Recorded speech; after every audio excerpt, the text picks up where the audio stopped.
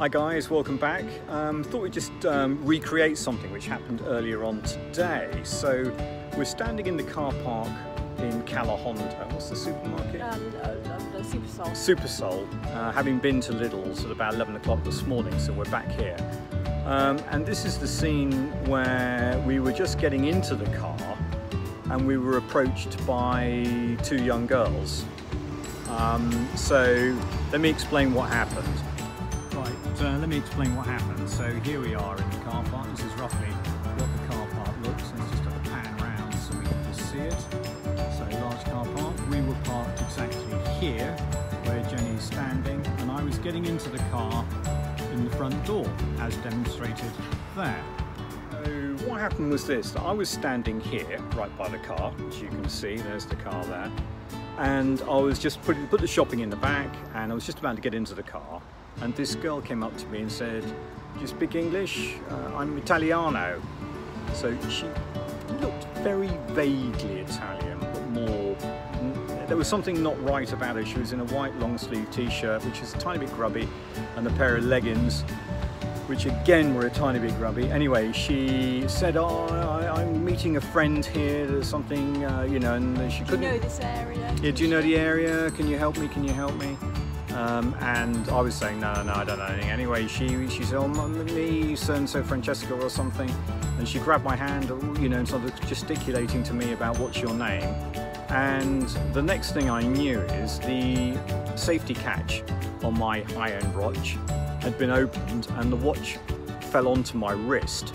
So it was the bracelet was undone and on my wrist, and suddenly I realised, because the bracelet was slightly faulty, that it had slipped down my wrist and opened, and it just doesn't happen by chance. I mean, it's the safety mechanism on the watch.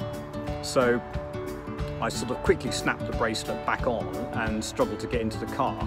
Meanwhile, what happened to you? Well, I was in the car in the passenger seat with the door shut, and the other girl was banging loudly on the window, and I was just ignoring her. And eventually she opened the door and was saying, did I speak English? She needed help, she needed a job, could she give me her number? I pulled the door shut and she just repeatedly opened it. I couldn't keep it, she was stronger than me, and she kept opening the door, and in the end I pulled it and held it tight while I was struggling to keep the other girl out of his car door. So meanwhile now I'm in the car, having pushed her back and told her in no uncertain terms to F off, and many times, and I'm trying to shut the door and she's got both hands wedged in the door, holding it, trying to pull it open like this, and I'm trying to push it shut. Jenny's trying to get the keys in the ignition. She wants me to drive off with this girl hanging on the outside, and eventually we got the door shut and they sort of sauntered nonchalantly off, and we started the engine and went off. Well, that could have ended very, very badly, with the watch being stolen, perhaps Jenny's phone being snatched, the whole thing. So it just makes you really have to be very careful out here, that there are always people on the make, always people trying to get one over on you, and you do have to be have your wits around you. I think I'm pretty streetwise, and I realised fairly early on that things weren't quite right. But the penny didn't really drop until the bracelet came undone on the watch, and then I realised that this was just all so wrong.